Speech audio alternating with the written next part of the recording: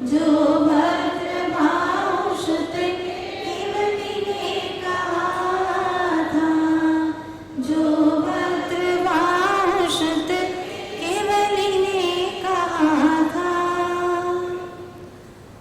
आदि तीर्थंकर श्री आदिनाथ भगवान की, श्रीमद 24 तीर्थंकर भगवान की, भद्र भाषुत केवली भगवान की, श्रीमद कुंद कुंदाचार्य देव की, संत शिरोमणि अध्यात्म योगी आचार्य गुरुदेव श्री विद्यासागर जी महाराज की, अहिंसामय विश्व धर्म की, वंदनीय आर्यकरत्न 105 पूर्णमती माता जी की, वंदनीय आर्यदास संघ की, नेमिनाथ भगवान के तत्कल्याणक महामहोत्सव होने वाला है जो उसकी। भव्य जीवों, अभी हमारे पास में जो तत्व दिखाई दे रहे हैं वो मूल में मैं आत्मा, ये शरीर, आत्मा और ये देह, इनको जोड़ने वाला, साथ साथ में रखने वाला कर्म, ये तीन चीजें हमारे साथ साथ में है। आत्मा, शरीर, देह, जो कुछ भी कहो, पुद्गल कहो, और इसको साथ में करने वाला, संबंध बनाए रखने वाला है कर्म। ये तीन चीजें हमारे पास में है, जिसमें से आत्मा दिखाई नहीं देता। मैं आत्मा हूं पर मैं दिखाई नहीं देता, मुझे मैं ही दिखाई नहीं देता है। रही बात कर्म की, जो दोनों को जोड़ करके रखता है, संबंध बना करके रखता है, वो कर्म भी दिखाई नहीं देता। जिसने जिससे जोड़ा वो दिखाई नहीं देता, जिसको जोड़ा वो दिखाई दे रहा है। जिसको जोड़ा है वो दिखाई दे रहा है, और जो दिखता है उसी का यह अज्ञानी जीव दीवाना है। जो दिखता है, जो देखता है उसको तो देखता ही नहीं। समझ में आ रहा है ना? जो देखता है उसे तो देखता ही नहीं, देखना आता ही नहीं, क्योंकि उसको देखने का तरीका है ये चक्षु से नहीं, चर्म चक्षु से नहीं, ज्ञान चक्षु से देखा जाता है। देखने का तरीका ही नहीं जानता। जो देखता है उसको देखने का तरीका जानता ही नहीं है, और जो देखता ही नहीं है, जो देखता ही नहीं, देखना जानता ही नहीं है, इसको यह देखता ही रहता है। आश्चर्य है ना? जो देखना जानता नहीं, देखना जिसका स्वरूप नहीं, देखना जिसका लक्षण नहीं, उसको देखता रहता है, जिंदगी भर देखता है, भाव भवांतर में देखता है। जिसका देखना स्वरूप ही नहीं है, उसको देख करके क्या करोगे? वो तुम्हें देखने वाला नहीं है, ये तुम्हें देखने वाला नहीं है, क्योंकि वो देख सकता ही नहीं। फिर भी हम देखे जा रहे हैं उसे। भाई, आप उसी को देखते हो ना, उसी से संबंध रखते हो कि आज तुम रखोगे उससे संबंध, कल वो भी तुम्हारे साथ देगा। आज तुम उसका साथ दे रहे हो, कल वो तुम्हारा साथ देगा। इसीलिए ना, लेकिन हम उसको देखते हैं, वो हमें कभी देखने वाला नहीं है। हम उसको जानते हैं, वो कभी हमें जानने वाला नहीं है, क्योंकि उसका जानन स्वभाव है ही नहीं। फिर भी अज्ञानी मूढ़ बना ये जीव अनंत अनंत भवों तक इसको देखता है, इसको संवारता है, इसका संरक्षण करता है, पर ये कहता है करो तुम्हें जो भी करना हो, से तुम्हारी मूर्खता, तुम्हारी जड़ता। मैं तो अपना बॉस जो है ना, कर्म, द्रव्य कर्म, उसके अनुसार चलने वाला हूं, तुम्हारे अनुसार चलने वाला नहीं हूं। ये अच्छा रहे, इसके लिए कितनी लड़ाई करते हैं, इसके पीछे कितनी लड़ाई है बताओ?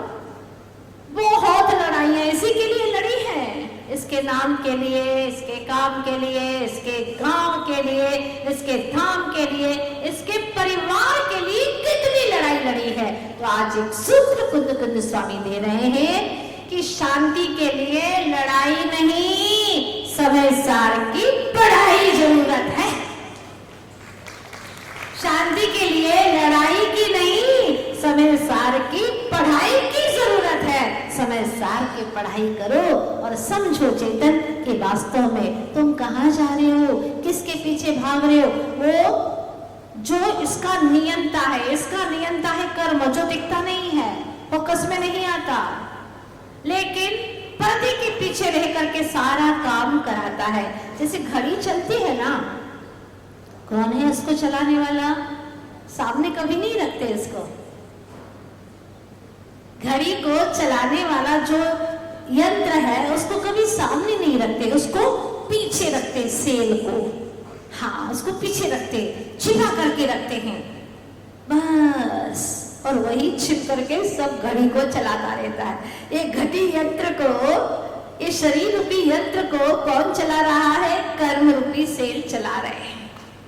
हाँ, जैसे हाथ पैर पीछे से हिलाता रहता है, कठपुतली आगे डांस करती रहती है, वैसे ही पीछे कर्म रूपी जो व्यक्ति है, मैनेजर है, उसका मैनेज करने वाला, उस यंत्र को थामने वाला, वो करता रहता है।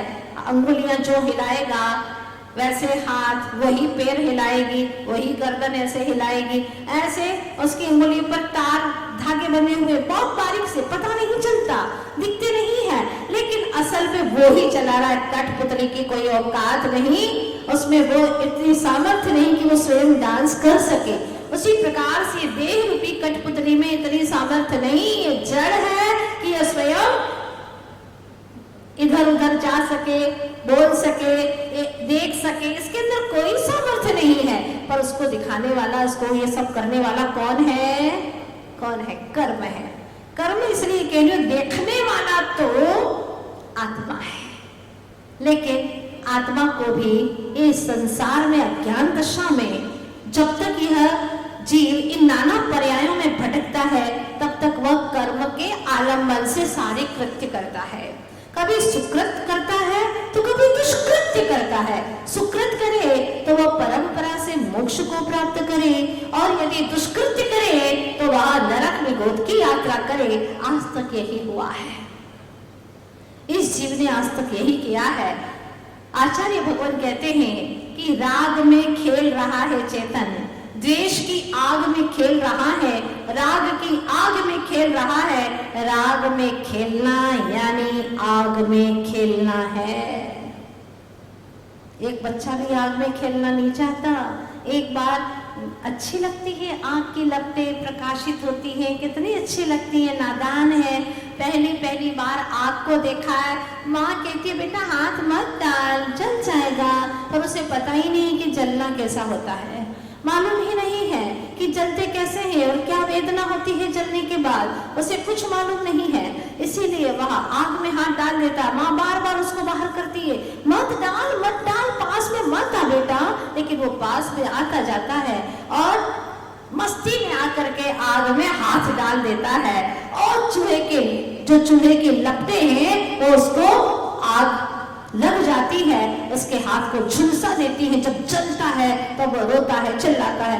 माँ कहती है मैंने पहले ही कहा था कि देख चूल्हे के पास में मत आ, लेकिन तू माना नहीं ना, अब ले भोग, अब तुझे अकल आ जाएगी, दोबारा कभी मैं कहूंगी भी ना आजा चूल्हे के पास में तो आने वाला नहीं, अब तो तू 4 हाथ दूर रहने वाला है।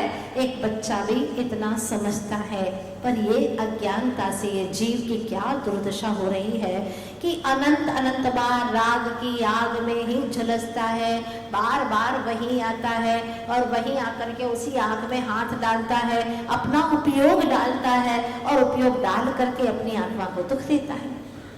राग से जितना इस जीव ने दुख पाया है उतना द्वेष से दुख नहीं पाया जितना राग से दुख पाया है। फिर भी गाता भी है, याद भी कर लेता है 6 ढाला की पंक्तियां। यह राग आग दहे सदा ताते समामृत से, चिर भजे विष कषाय अब तो त्याग निज पद बे। किसको सुना रहा है?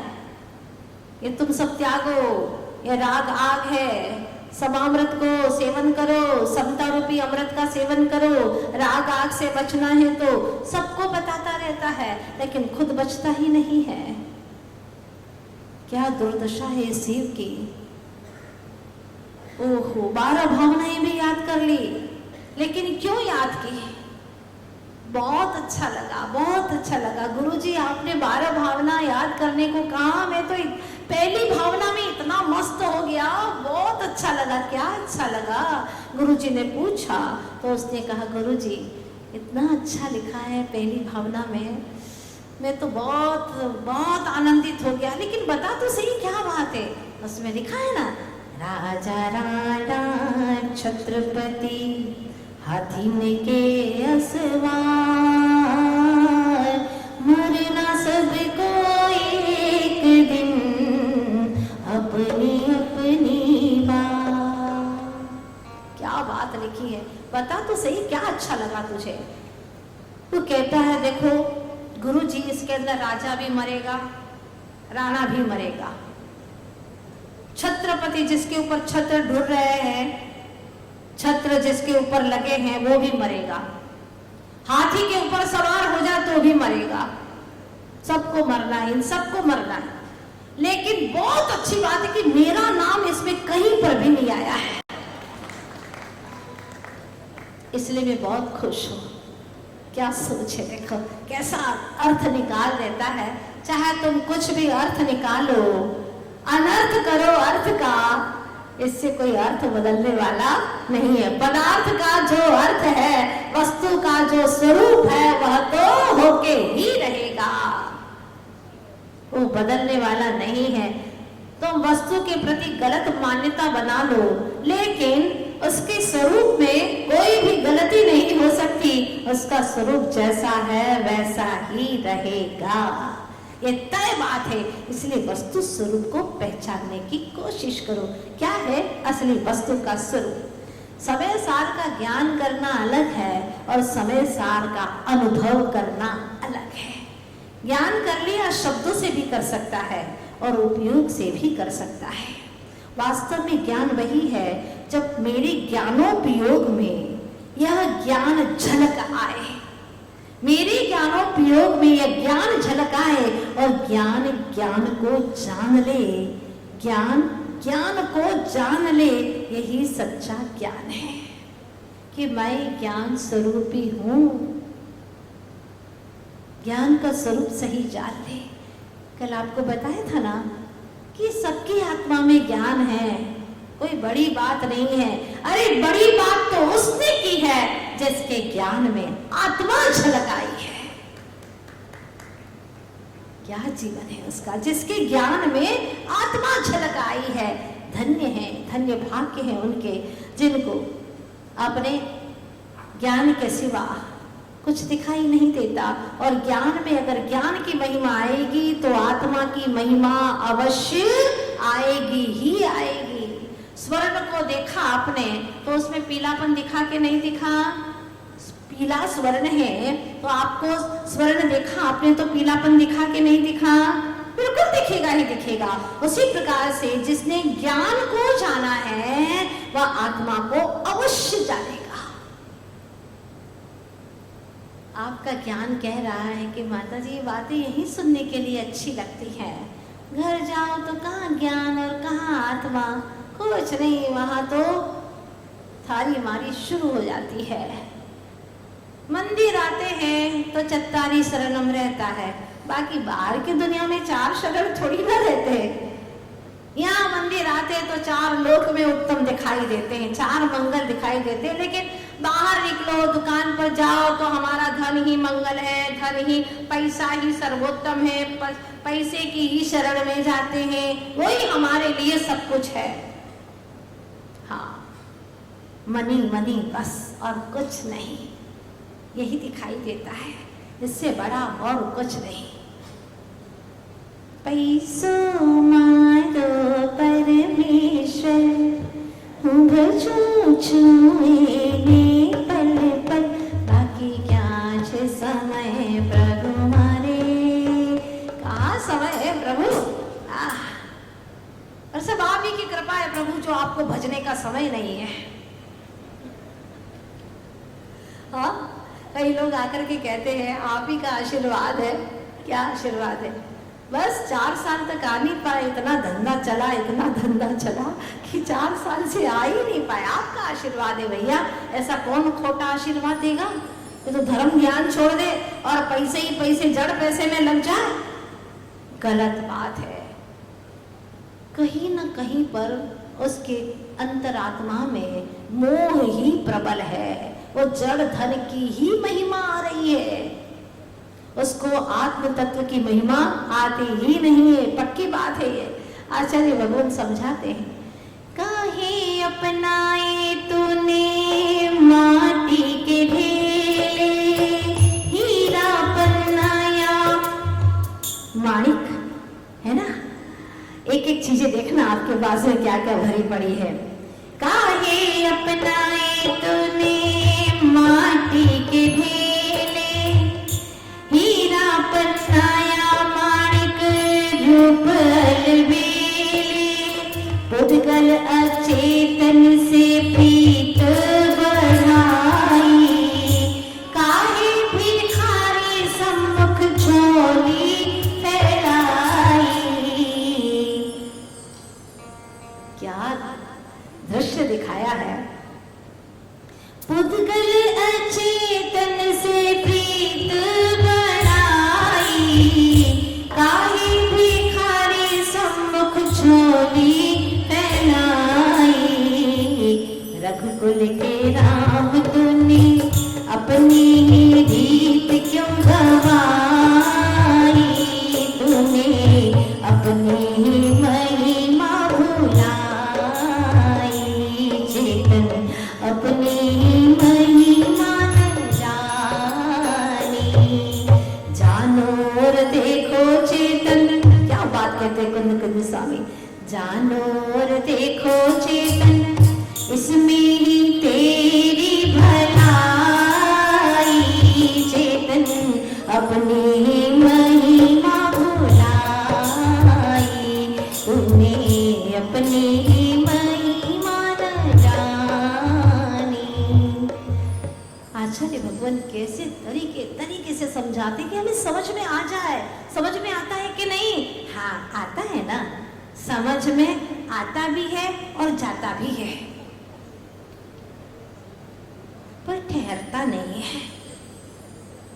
हाँ, समझ में आता है, हाँ, जाता है, हाँ, उसी समय पर, बिल्कुल, क्योंकि हम परिग्रह रखते नहीं है ना। जो समझते हैं वो उसको तत्काल छोड़ देते हैं, ठहरता नहीं है। बालक से पूछा पिता ने, बेटा स्कूल जाना अच्छा लगता है? हाँ पिताजी, बहुत अच्छा लगता, बहुत अच्छा लगता है। पिता बड़ा खुश। फिर बच्चे ने आगे बोल दिया, पिताजी स्कूल जाना बहुत अच्छा लगता है और आना भी बहुत अच्छा लगता है, पर ठहरना अच्छा नहीं लगता। क्या दुर्दशा है इस चीज की। सुनना अच्छा लगता है, औरों को सुनाना भी अच्छा लगता है, पर अंदर में गुनना अच्छा नहीं लगता, अंदर में रचना पचना अच्छा नहीं लगता, उसको धारण करना अच्छा नहीं लगता, कठिन लगता है। जिसको तो इकट्ठा कर रहा है वो तेरे सुख का कारण नहीं है, वो ठहरने वाला नहीं है, वो विनाशिक है। काहे अपनाए तूने ये माटी के ढेले? कई लोगों के यहाँ पर बहुत कीमती माटी के ढेले हैं, पर है सब माटी माटी माटी, सब माटी है। माटी की क्या कीमत है? कुछ नहीं है। तुमने मान रखा है कि ये माटी की कीमत है। एक ज्वालामुखी फटा, सारे हीरे जवाहरत, सोना चांदी, पत्थर, लकड़ी सब एक में खो गए, सब एक में खो गए। कुछ नहीं, एक कर्मों का ज्वालामुखी फटता है, सब एक में एक आयु कर्म की, बस एक धमाका आता है, आयु कर्म पूरा हुआ। सोना हो कि चांदी हो, डायमंड हो, घर ये वो सब तिजोरियां भरी पड़ी हैं, कुछ काम की नहीं, सब माटी के ढेले हो गए। ये बात तो समझना है, अंतर में बिल्कुल इस बात को बैठाना है। सबसे ज्यादा कीमती कोई नूर से भी असली नूर है जो अभी तक तुझसे बहुत दूर है वो तेरा ही अपना स्वरूप है चेतन, तेरा अपना स्वरूप है। काहे अपना ही तूने माटी के ढेले, हीरा माणिक कितना ही तो बोल दे, कुछ भी बोल, पन्ना मोती सब कुछ, सब एक इंद्री है, सब एक इंद्री है। पुद्गल है, इसमें से जीव निकल गया, पुद्गल हो गया। काय पड़ी है वो, तूने गले में लटका दिया, कानों में लटका दिया। क्या लटकाया? पृथ्वी काय को लटका दिया। कहाँ लटका दिया? काय पे लटका दिया। काय पे लटकाया? काय पे लटकाया। किसको लटकाया? पृथ्वी काय को लटकाया। अब तू भी लटक ऐसे ही, जितना लटका करके आसक्त होगा, अपने आप को समझेगा कि मैं बहुत रूपवान हो गया हूँ। अरे स्वरूपवान है तू, स्वरूपवान है, जिसके लिए और कोई बाहरी सजावट की जरूरत ही नहीं है। ऐसा स्वरूपवान है तू। कहाँ पड़ा है इन गोरख धंधों में? काहे अपनाए तूने माटी के ढेले, हीरा पन्नाया माणिक रूपल बेले, पुद्गल अचेतन से प्रीत बढ़ाई। क्या कहते हैं? कैसी प्रीत बढ़ाई है? किससे प्रीत है? आपको सबसे ज्यादा प्रेम किससे है? बताओ, बोलो। क्यों झूठी झूठी बातें मत करो कि मुझे तो इससे ज्यादा प्रेम है, इससे ज्यादा प्रेम है। नहीं, जिससे प्रेम होता उसको आप सबसे ज्यादा समय देते हैं, सीधी बात है ना। सबसे ज्यादा प्रेम आपको किससे से आपका स्पष्ट हो जाएगा। सबसे ज्यादा समय किसको देते हैं? शरीर को, है ना। खिलाना, पिलाना, नहलाना, सुलाना, धुलाना, कपड़े पहनाना, सब कुछ ये मैं हूं ये दिखाना किसके लिए? सब पुद्गल के लिए कर रहे हो। तो सबसे ज्यादा प्रीत किससे है आपको? बोलो। बिल्कुल एक वाक्य में सब बोल रहे हैं, पुद्गल से। पुद्गल अचेतन से प्रीत बढ़ाई, काहे भिखारी सम्मुख झोली फैलाई, रघुकुल के राम तूने, क्या वाक्य है, रघुकुल के राम तूने अपनी क्यों रीत गवाई, तूने अपनी महिमा बुलाई, चेतन अपनी महिमा जानी। क्या हो गया चेतन तुझे? ये भिखारी कुछ नहीं उसके पास में। अरे भिखारी के पास में तो कटोरा भी रहता है, कुछ तो है उसके पास में, झोली तो है भीख मांगने के लिए। इसके पास में तो वो भी कुछ नहीं है, कुछ नहीं। एक एक परमाणु बिखार बिखार करके बिल्कुल अलग हो जाने वाला है। इसके पास में जानन देखन की शक्ति नहीं, कुछ नहीं है। ये तुझे कुछ दे नहीं सकता, ये विजाति है, ये तुझे कुछ दे नहीं सकता। आज तक पुद्गल ने तुझे कुछ दिया नहीं, कुछ नहीं दिया, फिर भी उसको तुमने इतना दिया, इतना दिया, इतना दिया कि अनंत अनंत जीवन फूंक दिए इसके पीछे, सिर्फ पुद्गल के पीछे। आचार्य भगवान कितनी प्यारी भाषा में समझाते हैं हमको। तू चेतन, पास में बिठा करके समझाते हैं। देख चेतन, तू समझ मेरी बात को। तू चेतन देह अचेतन, यह जड़ तो ज्ञानी, मिले अनादि यतन ते बिछोड़े, जो पे पानी। क्या बात कही है। एक एक चीज ऐसी जो स्वरूप ने ले जाकर के बिठा दे, ऐसे पते की बात कहते हैं आचार्य भगवान। तू चेतन, ये अचेतन, ये जड़, तू ज्ञानी, फिर भी अनादि से मिला हुआ है, इसी से तू मिला है। इसने तुझको नहीं मिलाया, तूने उसको बुलाया, तो यह तूने ही तो अपने में मिलाया, तूने उसको बुलाया कर्म करके। अगर तू ऐसा पुरुषार्थ करता तो ये अलग हो जाता, जैसे कि सिद्ध भगवंतों का अलग हो चुका है। लेकिन तूने उसको बुलाया, निमंत्रण दिया, ऐसे ऐसे दुर्भाव किए, कर्म बंधा, उसने एक शरीर दिया, नो कर्म दिया, और तूने उसको अपना माना। कितनी बड़ी भूल की। तू चेतन, वे अचेतन, यह जड़, तू ज्ञानी, मिले अनादि, यतनते बिछड़े, यत्न करने पर बिछड़ेंगे, ऐसे बिछड़ने वाला नहीं है। ऐसा तूने इसके साथ में गठबंधन कर लिया है, अब तो देखो नहीं भी पसंद आती है, क्रूर स्वभावी है, लेकिन क्या करो, फेरे ऐसे डाल दिए कि जिंदगी भर तक उसके फेरे में पड़े रहो। अब क्या करोगे, बहुत मुश्किल हो गया। एक दूसरे की बात है, किसी एक की बात नहीं है। ये तो फिर भी एक भाव के बाद में छूट जाएगी, ये छूट जाएंगे ये भाव के बाद में, लेकिन ये जो शरीर है वो छूटने वाला नहीं है। एक औदारिक वैकृतिक शरीर कदाचित छूट भी जाए तो तेजस और कारमान शरीर साथ छोड़ने वाले नहीं है, ऐसे नहीं छोड़ेंगे। यत्न से बिछुड़े, क्या शब्द डाला है, यत्न से बिछुड़ेंगे।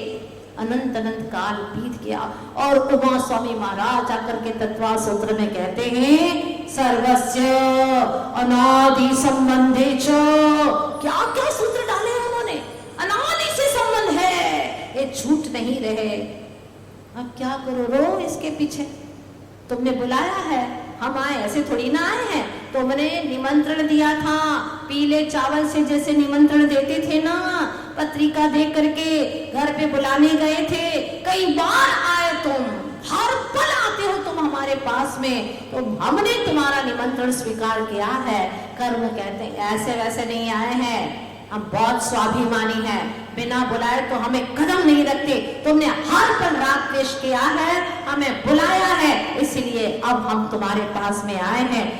अगर अब हमें छुड़ाना है तो करो कुछ ऐसा पुरुषार्थ जिससे ये छूट जाए। कैसा पुरुषार्थ, आगे जाकर के 6 ढाला में बताते हैं। जिन परम पैनी सुबुद्धि छैनी, डारी अंदर भेदिया, वरनादि अरुराकारी दे, निज भाव को न्यारा किया। आहा, क्या बात कहते, परम पैनी, ऐसी पैनी ज्ञान की छैनी, सुबुद्धि छैनी डालो। कहां पर, जीव और पुद्गल, इनकी जो संधि है वहां पर डालो, तत्व ज्ञान के माध्यम से, विवेक ज्ञान के माध्यम से, और उस संधि के वहां पर उसको अलग करना शुरू करो। रत्नत्रय के माध्यम से संयम के, संयमित होकर के ऐसा अलग करो कि जीव अलग हो जाए, जीव जुदा और पुद्गल जुदा दिखने लगे। हम पुरुषार्थ करते हैं माता जी कि हमारा अपना घर अलग हो जाए और उनका घर अलग हो जाए, ताकि हम स्वतंत्रता से रह सके, खुले घूम सके, आधे कपड़े पहनना है तो आधे कपड़े पहन करके घूम सके, होटल में जाना है तो होटल में खा सके, बाल कटा करके, खुले करके, जो जैसे रहना है वैसे हम अपने मौज मस्ती से रह सके। ऐसा हम पुरुषार्थ तो करते हैं सबको अलग करने का और अलग अलग जीने का। क्या खाक अलग हो रहे हो तुम, और मोह कर्म को बांधे जा रहे हो, और सफलता से बांधे जा रहे हो। पहले तो बड़े बुजुर्गों की लज्जा भी थी तो कम से कम ऐसे गलत कार्य नहीं करते थे, अब लज्जा भी खत्म हो गई, निर्लज्ज हो गए, अब कोई लज्जा नहीं बची। कुछ भी खाओ, कुछ भी पहनो, कुछ भी बोलो, कुछ भी करो, कहीं पर भी नाचो कूदो, कोई बोलने वाला नहीं है। ये स्वतंत्रता नहीं है, स्वच्छंदता है। ध्यान रखना, अगर स्वतंत्र होना है, अपनी स्वतंत्रता को हासिल करना है तो अपने चेतन स्वरूप को पहचान। तू चेतन, देह चेतन, यह जड़ तू ज्ञानी।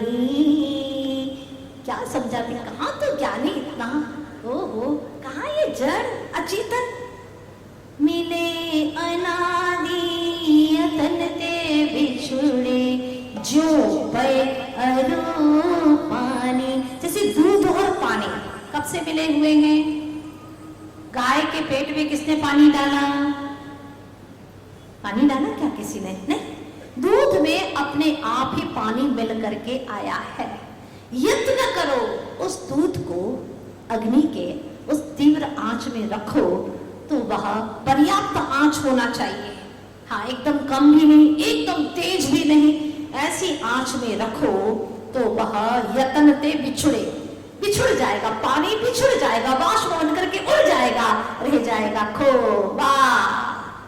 माँ वाह, पानी चला गया, पानी खो गया, हो गया खोवा। माँ वाह, ऐसी तेरी स्वरूप दशा चेतनात्मन कब प्रकट होगी? इसके लिए तुझे पुरुषार्थ करना है।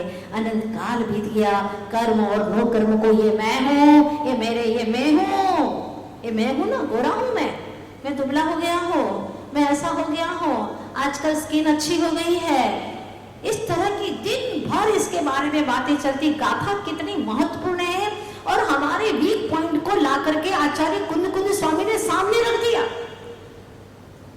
कम्मेनो कम्मम्य अहमिदियः कम्च कम्मनो कम्मं जाये सा खलु बुद्धि अपरिबुद्धो अवदिताम। तब तक तू अज्ञानी है। प्रभु, मैं अज्ञानी नहीं रहना चाहता, मैं अपने ज्ञान स्वरूप को प्रकट करना चाहता हूँ। तो आचार्य भगवान कहते हैं इसके लिए पुरुषार्थ कर। क्या लिखते हैं आचार्य जी, देखिएगा। हूँ कर्म देहमयी मुझसे न न्यारे, किम वा शरीर मम ये वसु कर्म सारे, भाई सदैव रटता जड़ मोह ऐसा, दिखे उसे परम आत्म गूढ़ कैसा। उसको गूढ़ आत्म दिखने वाला नहीं है, जो निरंतर ये कहता है ये शरीर मैं हूँ, शरीर मेरा है, इस तरह से जिसकी वचन पर आलाप है अथवा अंदर की ऐसी अनुभूति है, ऐसे जीव को अनंत अनंत काल भी बीत जाए तो भी अपने स्वरूप का दर्शन होने वाला नहीं है। कुछ तो ऐसा करो जिससे अपने स्वरूप का दर्शन हो सके। कितनी सुंदर सुंदर गाथाएं हैं जो हमें बहुत गहराई में ले जाती है, अपने स्वरूप का दिग्दर्शन कराती है। प्रभु, ऐसा लगता है वहीं पर ठहर जाए, काल का कारवां रुक जाए और ये उपयोग वहीं पर ठहर जाए। इससे अच्छा मेरे जीवन का कोई क्षण नहीं, इससे सुंदर मेरे जीवन का कोई लम्हा नहीं है। प्रभु, वो ही क्षण अच्छा है जहां मेरा उपयोग अपने आप में ठहर जाता है। वो क्षण मुझे चाहिए, आपसे और कुछ नहीं चाहता प्रभु, बस वो ही क्षण मिले कि मेरा उपयोग मुझ में थम जाए, मुझ में ही रुक जाए, मुझ में ही ठहर जाए और शाश्वत काल तक ठहर जाए, मतलब सिद्धत्व की प्राप्ति हो जाए। बस यही सद्भावना के साथ में विराम लेती हूँ। वैसे आत्मा की बातें तो इतनी अच्छी, इतनी गहरी लगती हैं कि घंटों तक उसमें डूबे रहो तो पता ही नहीं चलता कि बस टाइम हो गया, इतना जल्दी 35-40 मिनट हो गए, पता ही नहीं चला, ऐसा लगा पल भर बीता है। ये हमारी अपनी रुचि है। जैसी रुचि बढ़ती है, आत्मा की महिमा आती है, समय का पता नहीं चलता पर समय का पता चल जाता है। क्या? समय का पता नहीं चलता पर समय यानी आत्मा का पता चल जाता है। बस प्रभु, समय का पता चल जाए, इतना ही भाव है, इतना ही लक्ष्य है। चैतन्य चिदानंद धाम।